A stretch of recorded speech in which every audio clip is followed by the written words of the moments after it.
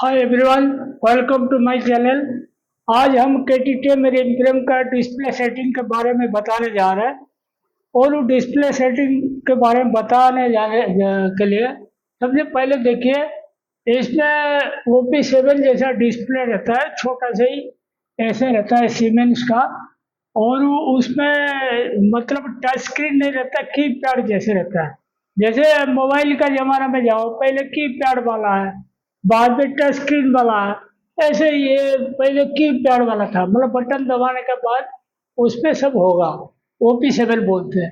उसके बाद जो RX 300 आया, RX 300E आया, उस पे both half touch screen, TV जैसा इतना 14 इंच का रहता है, टच स्क्रीन रहता है। ऐसे ऐसे आप टच करके जो भी चेंज करना कर सकते हो। तो अलग टाइप का आ गया, ठीक है। और ये जो मॉडल बता रहा हूँ 240RX आई है, ठीक है। और इस पे देखो, मैंने 2 शिफ्ट का हिसाब से दिखा। आजकल क्या टेक्सटाइल लाइन में इतना दिक्कत है मैन पावर का, कहीं 3 शिफ्ट चलता नहीं। जहाँ 3 शिफ्ट चलता है तो 3 शिफ्ट का हिसाब से कर सकते हो।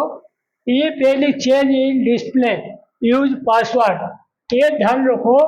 पासवर्ड यूज होगा कहीं पे कुछ चेंज करना, तो पासवर्ड जो होता है सुपरवाइजर के पास रहेगा, मैनेजर के पास रहेगा, और रैनिंग फिटर के पास रहेगा, और मेंटेनेंस फोरमैन के पास रहेगा।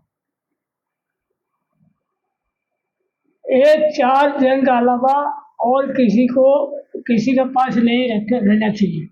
क्योंकि पासवर्ड जो होता है, कभी कभी कारीगर को अगर मालूम पड़ गया, वो पूरा छेड़ देता है, तो गड़बड़ हो जाता है। तो पासवर्ड सिर्फ सुपरवाइजर, मैनेजर, रेलिंग फिटर और मेंटेनेंस फोरमैन को देना है। पासवर्ड किसी को और नहीं देना। और कभी भी आप पासवर्ड चेंज करते हो या डालते हो कोई डाटा, तो चुप चुप कर डालना, किसी को पीछे खड़ा नहीं होने देना। क्या आप लोग कभी कभी ऐसे डालते हो ना, पीछे से कारीगर खड़ा हो जाएगा, ऐसे देखता रहेगा, जबर खड़ा हो जाएगा, इनको भगाना वहां से, बोला नहीं जाइए, आपके कुछ काम नहीं। ठीक है। अगर आपने शेयर कर दिया पासवर्ड, तो आपका मशीन का सत्यानाश हो जाएगा। तो इसीलिए कभी देना नहीं। और यहाँ 2 शिफ्ट का हिसाब से मैंने बताया, क्योंकि आजकल टेक्सटाइल लाइन में मैन पावर का बहुत कम ही रहता है, कभी 3 शिफ्ट चल नहीं पाता, इसीलिए 12 घंटे का ड्यूटी रहता है। और सबसे पहले देखो, प्रोडक्ट में जाना, उसमें जैसे ऐसे एक एक रहेगा ना, एक एक बटन दबाएगा, एक एक दबाए, एक दबाए, एक दबाएगा। ये दबाने के बाद सब एक एक पेज जैसे खुलेगा। और सबसे पहला वाला रहता है प्रोडक्ट, या पी लग बोलते हैं। तो उसमें क्या होता है, आप 1 तारीख से 31 तारीख तक कोई भी डेट का प्रोडक्शन देख सकते हो, कोई भी डेट का। उसमें जैसे डेट, मंथ, डेट, टाइम रहा, जैसे समझ लो जून महीना 15 तारीख, जून महीना 21 तारीख, और ये हो गया मई महीना 9 तारीख। समझ लो टाइम हो गया 15:30, 17:30, 16:40, ऐसे टाइम भी निकलेगा। तो उसमें देखो, उसमें समझ लो जून महीना 15 तारीख में 24 काउंट चल रहा था, 24/5 का रफिंग रखे, ठीक है। और ट्विस्ट दिए 31.35। और इसमें और एक चीज ध्यान रखो, इसमें 635 kg का प्रोडक्शन आया था उस डेट में, 24 घंटे का। तो उसमें सब रिकॉर्ड आ जाएगा।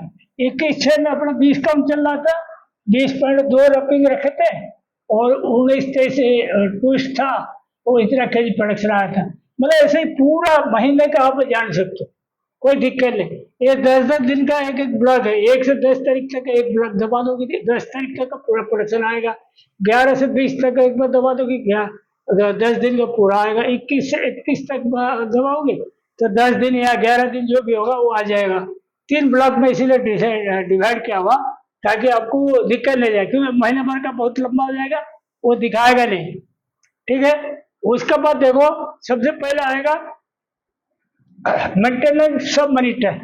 मेंटेनेंस रिलेटेड चीज जो है, तो वो उसका आएगा, ऐसे आएगा। और ऐसे देखो, एक एक पिक्चर आएगा, बटन रोल रहेगा 3, उसके यान का जो फ्रीज आएगा, और इसके बाद इधर यान बनेगा, ऐसे एक पिक्चर आएगा। वो काउंट 20 kW का है। तो इसमें देखो क्या क्या आएगा, मेंटेनेंस सब मॉनिटर में क्या क्या आएगा। टीपीआई देखो, रनिंग टीपीआई जो चलता है आएगा, जैसे आपने कोई काउंट चेंज किया रनिंग ट्रिप पे, देख सकते हो गलत तो नहीं आ रहा है। फ्रंट रोल डिलीवरी आएगा, कितना स्पीड चल रहा है एमपीएम, रनिंग स्पिंडल स्पीड, मतलब जैसे कब समझ लो इतना पोजीशन में है आधी में, तो आधी इस पोजीशन में आप देख रहे हो तो इतना यहाँ क्या स्पीड है, रनिंग स्पीड बोलते हैं इसको, रनिंग स्पीड दिखाएगा। रिंग ट्रेवलर स्पीड, जो छल्ला रिंग का ऊपर घूमता रहता है उसका स्पीड दिखाएगा मीटर पर सेकंड में। फ्रंट रोलर आरपीएम, जो फ्रंट रोल होता है, ये फ्रंट है ये बैक है, समझ लो फ्रंट बैक का आरपीएम दिखाएगा। और समझ लो फ्रंट रोलर का आरपीएम दिखा 242, बैक रोलर आरपीएम में दिखा 9.8। तो इसको क्या करोगे, इसको डिवाइड करोगे ना तो आपका आ जाएगा क्या मालूम है, आपकी आ जाएगा ड्राफ्ट आ जाएगा, तो आपको मालूम पड़ जाएगा आप ड्राफ्ट कितने का दिया। फॉर एग्जाम्पल देखो 242 डिवाइड बाई 9.8, ये आ गया 24.69 का ड्राफ्ट। आपको जैसे आपको मालूम होगा कितने का ड्राफ्ट दिया तो आप चेक कर सकते हो सही चल रहा है नहीं चल रहा है, अगर गड़बड़ चल रहा होगा तो मालूम पड़ जाएगा, ठीक है। उसके बाद इसमें आएगा एक और की बटन दबाओगे रिपोर्ट, रिपोर्ट मतलब इसमें क्या आएगा देखो, मतलब एक तो एफिशिएंसी आएगा डेट वाइज, एक ग्राफ के हिसाब से, जैसे यहाँ एफिशिएंसी कलम 70, 80, 90, 100, 110 तक डाला हुआ, और यहाँ डेट डाला हुआ 6, 5, 8, 5, 12, 5, 18, 5, तो 4 डेट मैंने ऐसे रफली डाला हुआ, ठीक है। तो इसमें समझ लो 6 तारीख एफिशिएंसी आया, समझ लो आपकी 97 आया तो यहाँ मार्क रहा, और 8 तारीख की आया समझ लो यहाँ पे 88 आया तो यहाँ मार्क है। 12 तारीख समझ लो आया आपकी 105 आया तो यहाँ मार्क क्या हुआ, और 18 तारीख आया 85 आया तो यहाँ मार्क क्या हुआ। तो ये स्टैंडर्ड एफिशिएंसी ऐसे लाइन लाइन आएगा, समझ लो 88%, 20 काउंट का स्टैंडर्ड एफिशिएंसी 88%। आप इसको जोड़ के देख सकते हो अपन कौन सा दिशा में है, मतलब अपना एफिशिएंसी लेवल घट रहा है या बढ़ रहा है, तो उस हिसाब से देख सकते हो। जैसे शिफ्ट का प्रोडक्शन है ना, डेट रहेगा ऐसे, और समझ लो पहला शिफ्ट दूसरा शिफ्ट, समझ लो ये 6, 5, 6, 6, 6, 7, 6, 8, मतलब जून महीने का 5, 6, 7, 8, मैंने 4 दिन का एग्जाम्पल के लिए देखा, संडे, मंडे, ट्यूसडे, वेडनेसडे। तो ये समझ लो पहला शिफ्ट में 18.5 पहिया, और दूसरा शिफ्ट में 17.4 है, और दूसरा डेट में 17.2 है का, और 16.8 ऐसे आया, और एफिशिएंसी भी इसका नीचे आएगा 91%, 87%, 82, 84, सेकंड शिफ्ट में 88, 87, 90, 92 ऐसे आया। तो इसका फिर 2 शिफ्ट या 3 शिफ्ट है नहीं, इसका 6 समझ लो 5 तारीख का एवरेज 35.9 है का, एफिशिएंसी एवरेज 89.5%, और समझ लो 8 तारीख का 35 यहाँ का एफिशिएंसी 88%, ऐसे ही रिपोर्ट एक आएगा। आप रिपोर्ट देख सकते हो डेट वाइज एफिशिएंसी वगैरह बढ़ रहा है घट रहा है, तो पूरा रिपोर्ट ले सकते हो, ठीक है। उसके बाद आया ये रिपोर्ट सेक्शन गया, उसके बाद फंक्शन आएगा, फंक्शन या बेसिक मैकेनिकल कंडीशन इंफॉर्मेशन। ये जो है वो मैकेनिकल कंडीशन मतलब क्या क्या गियर वगैरह डाले उसके लिए है।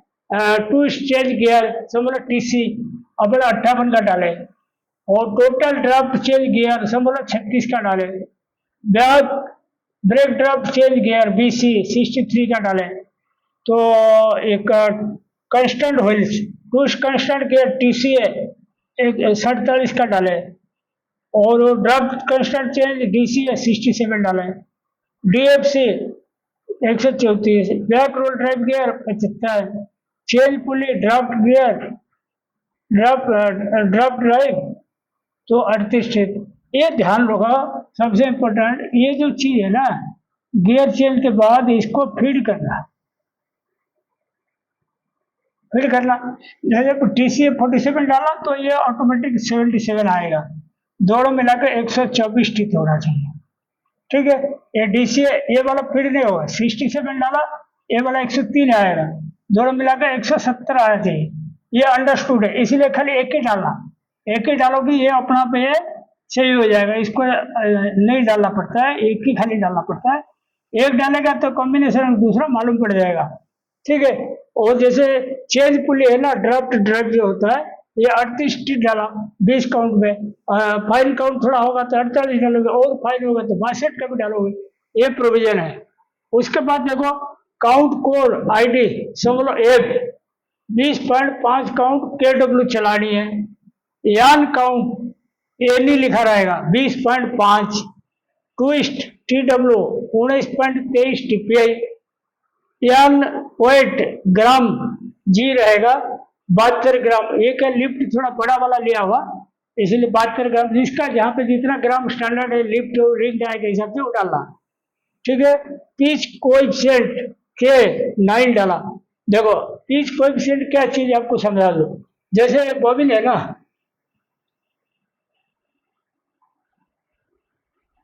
समझ लो ये 20 काउंट बना रहे हो, पूरा मोटा मोटा धागा, मोटा मोटा धागा में गैप ज्यादा रहेगा।